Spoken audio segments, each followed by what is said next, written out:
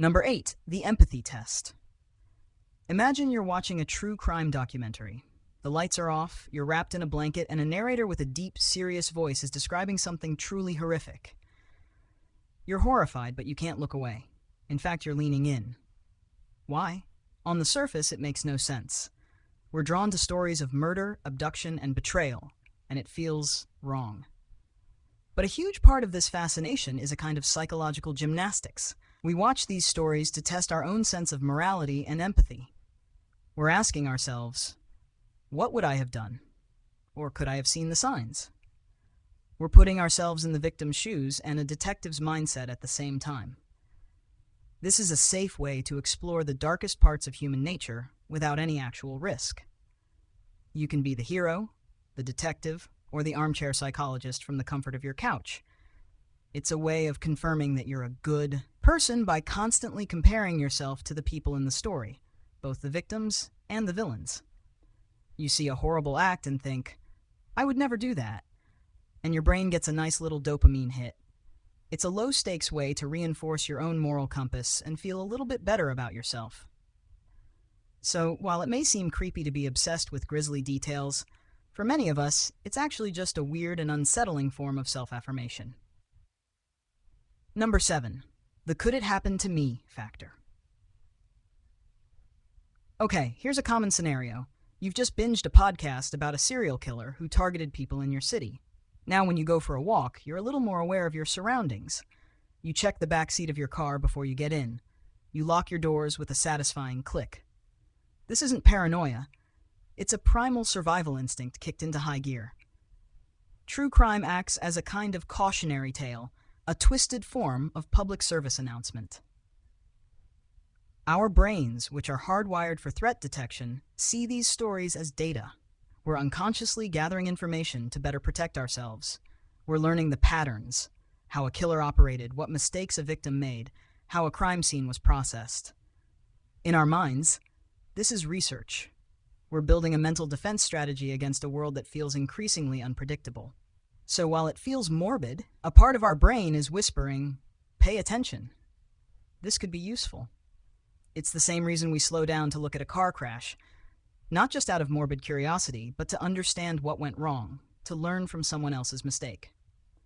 True crime is just a more detailed, long-form version of that same human behavior, a morbid tutorial on how to avoid becoming a victim.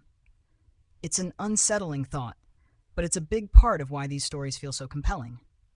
We're not just watching, we're taking notes. Number 6, the puzzle-solving fixation. Have you ever found yourself replaying a true crime story in your head, piecing together the timeline, the motive, and the alibi? You're not alone. Our brains are natural-born detectives, and true crime is the ultimate unsolved puzzle. We crave closure. When a story is left open-ended, or a killer's motive is a tangled mess of psychology, our brains get stuck. We latch on to the details like a dog with a bone, trying to make sense of the senseless. This is because humans are pattern-seeking animals. We see faces in clouds and conspiracies in coincidences. In true crime, we're looking for a pattern, a logical sequence of events that explains the chaos. We get a little hit of dopamine every time we connect a piece of evidence or figure out a character's twisted motivation. It's the same psychological reward we get from solving a Sudoku puzzle or winning a game of chess, but with much higher and much darker stakes.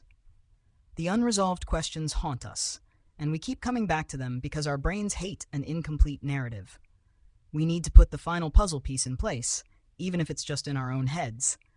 It's a way of exerting control over a situation that is completely and utterly out of our control. So the next time you find yourself spending an hour reading about an unsolved mystery, don't think of it as morbid.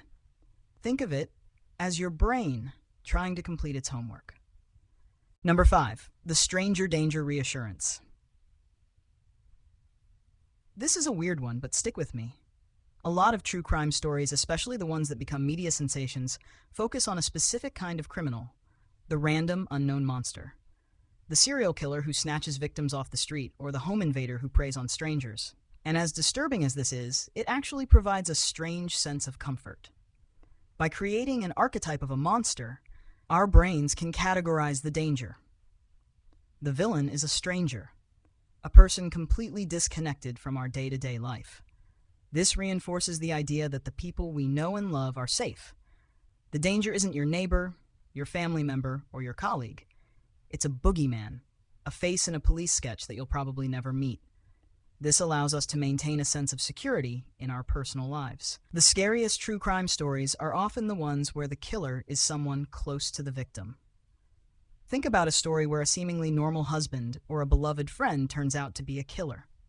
Those stories feel much more unsettling because they break the rule of stranger danger and force us to question our own judgment. The popularity of stranger danger stories is, in a very unsettling way, a defense mechanism. It's our brain's way of saying, okay, the world is scary, but at least the danger is out there, not in here.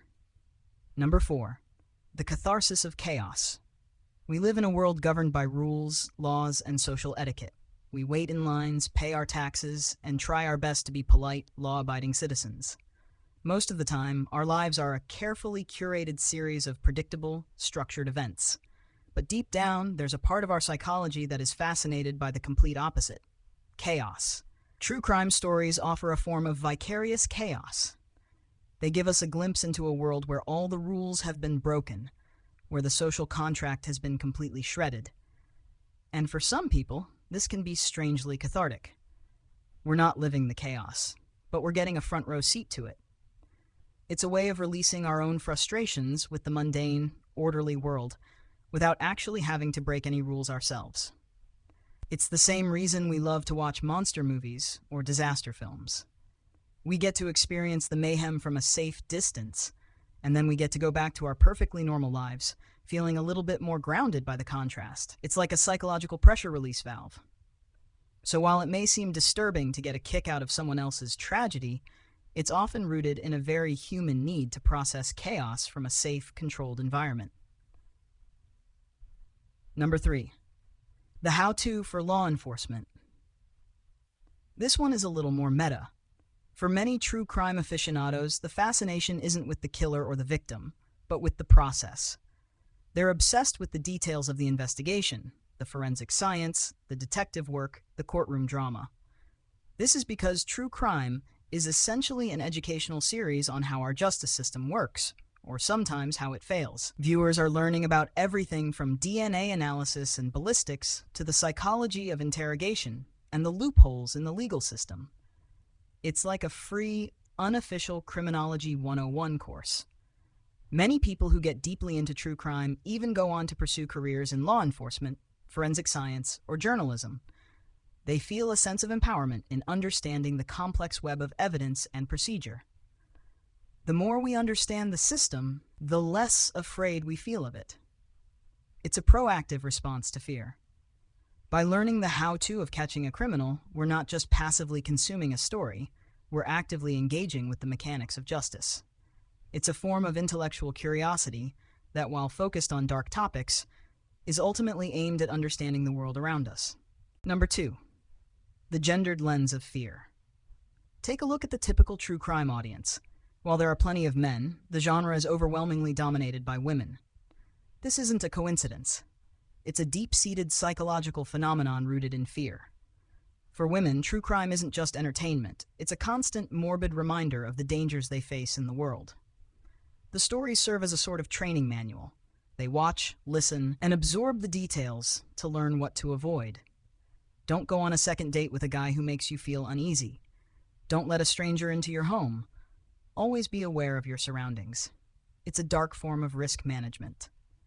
The details of these crimes, while horrifying, arm them with information that, in their minds, could one day save their lives.